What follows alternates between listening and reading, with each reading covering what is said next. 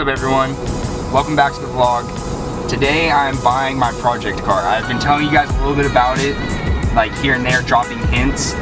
From the thumbnail you're not going to know, and I'm not going to tell you yet until I show up and actually get it, just to make sure everything's good. I just stopped by Abel's shop and got his compression tester. If it's what the guy says, it's going to be fun, it's a good deal, and I hope that you guys will enjoy the content.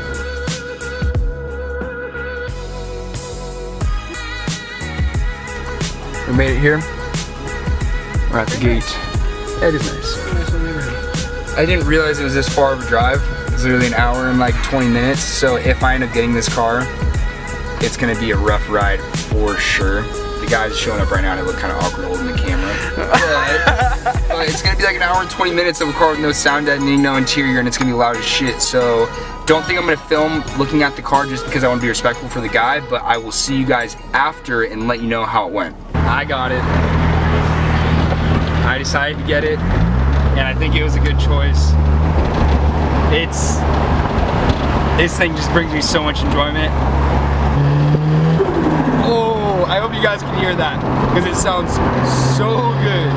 But yeah, it's an Rx7 FC, so I wanted to get an FD, but prices are a little too high right now, and I wanted more of a project to be able to, like, that's a project that's easier to work on and isn't so expensive.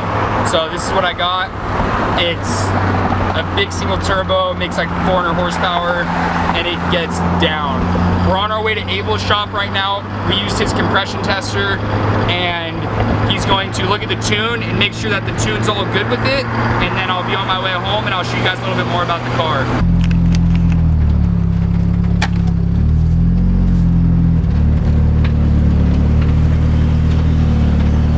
I think the gas is on this side. First time filling her up. This shifter has to go. This is like the most stiff short shifter I've ever seen.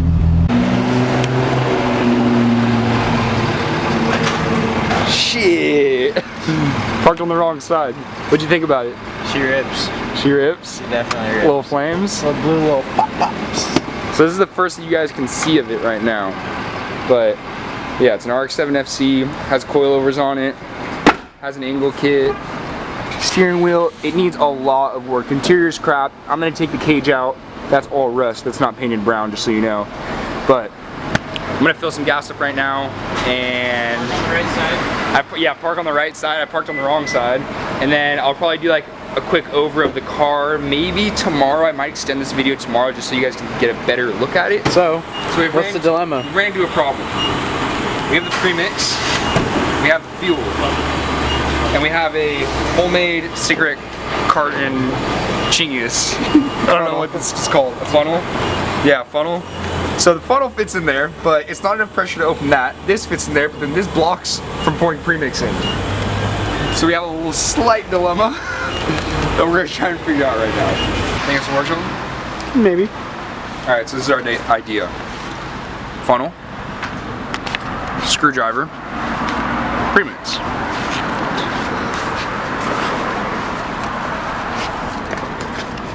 Are you open? Yeah, I'm open. I'm always open. Oh. Just put the whole bottle in. Oh, a little too fast. A little too fast. A little too fast. It worked? Yeah, it worked. I'm gonna have to try to find a way to clean this because the guy at the gas station let me use it. He's the real MVP.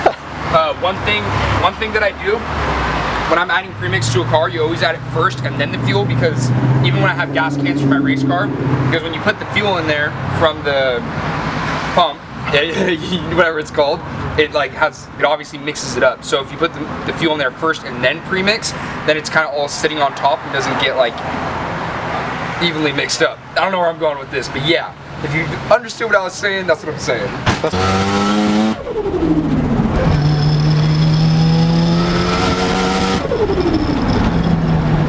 Alright, so it was like an hour and 20-minute drive later.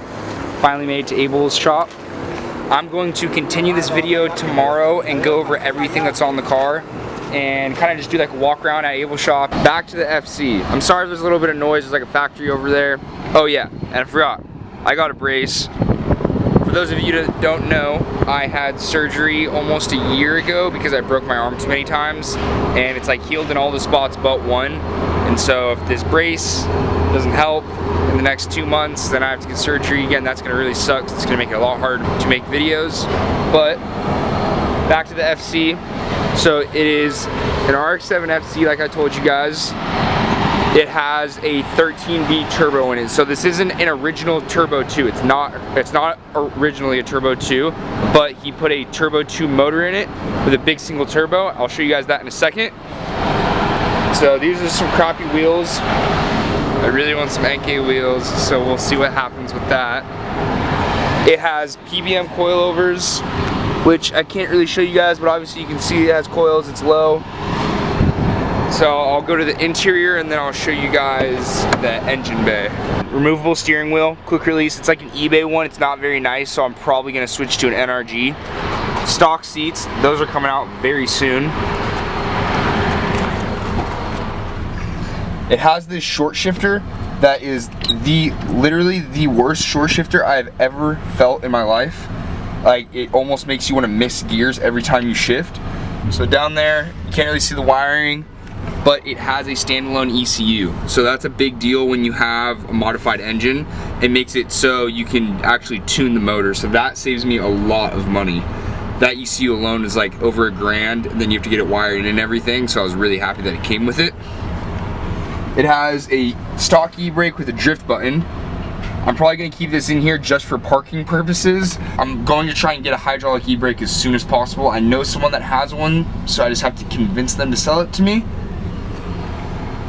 I've had multiple 240s, and every time you get a 240, the gauge cluster does not work. The gauge cluster works in this Rx7, and that makes me so happy. Like miles per hour, RPM, has an aftermarket water temp gauge, air to fuel ratio gauge, and boost. I haven't even looked at the boost yet, so I currently don't know how much boost it's running.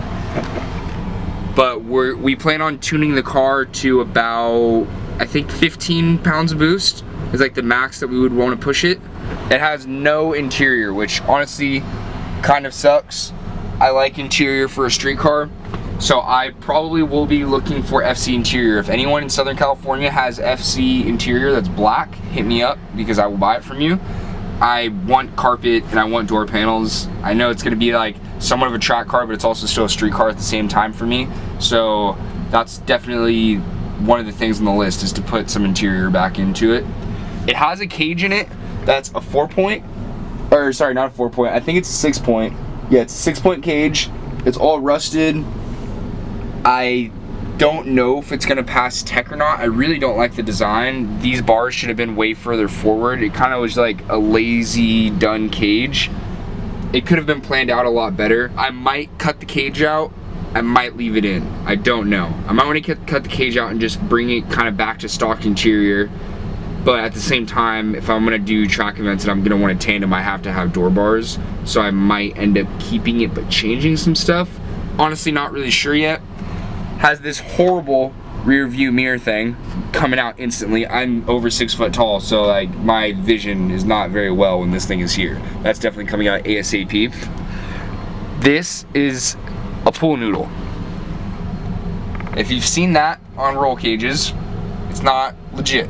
You cannot use pool noodles as roll cage padding when you go to the track. It does not work like that. There's this special SFI certified hard foam padding that's on my cage, my FD, that you have to have. So this is more just for comfort. If you were actually, something was to happen, you're just to hit your head on that, this is just going to completely compress and you're hitting your head on metal and it's not going to do anything for you. So that's going to come off, and if I keep the cage, I'll get some legit padding for it. I'm going to show you guys the engine now. This is the main reason why I bought the car, because of the Turbo 2 swap. Like, it has a Turbo 2 transmission and a Turbo 2 diff that's also welded, so it's ready to start drifting as soon as I feel comfortable with it. The car is spray painted. It doesn't look good. Maybe from 30 feet away it'll look okay, but I'm definitely not keeping this. I am going to wrap the car very soon. If you have any ideas on what color I should wrap the car, let me know down in the comments below. But to the engine bay now. 13B Turbo 2 has upgraded injectors, big single turbo. That's how you guys are able to hear like the toot toot toot, because it has no blow off valve. I love that noise. I was hanging out with the Lemonade guys, and Christian and I were randomly looking at FC videos, and there was a black one, made the same noise, and I told him, I was like, yep, I'm getting an FC. Sure enough, a week later I got an FC. Did not expect it to happen that soon. Like I said, big turbo. It's a CX Racing turbo. It's definitely not the best turbo, but they're okay, and I know they work good because I rode in Evan Beckerman's car over at Throttle, and his car was very good, really responsive. This car pulls pretty hard. It's not like, this is a CX Racing turbo kit, I believe. I know it's a CX Racing turbo. Don't know about the manifold, but I'm pretty sure it's all part of the kit. It's actually very good. I'm surprised. I didn't expect it to be as good as it was. CX Racing has really, I think, upped their quality control lately. And if you don't have the money to buy a Garrett turbo and spend all that extra money on like a $2,000 manifold, it's definitely the way to go. It's really affordable and it works. It gets the job done. Has a Koyo radiator. Has a front mount intercooler with some custom ducting, which looks pretty cool. It's kind of hard for you guys to see. RC injectors on it. I think they are 1200s for the primary and 720s for the secondary. So that is my new project car, guys. Really hope everyone likes it. I think it's gonna be a lot of fun. I wanted to stick with something that was rotary, and this was the perfect car. It's fast, it's fun, and I'm gonna be able to do a lot of drift events in it, and there's definitely a lot of work that has to be done to it. And that's something that I wanted was a project car, not something that was completely finished.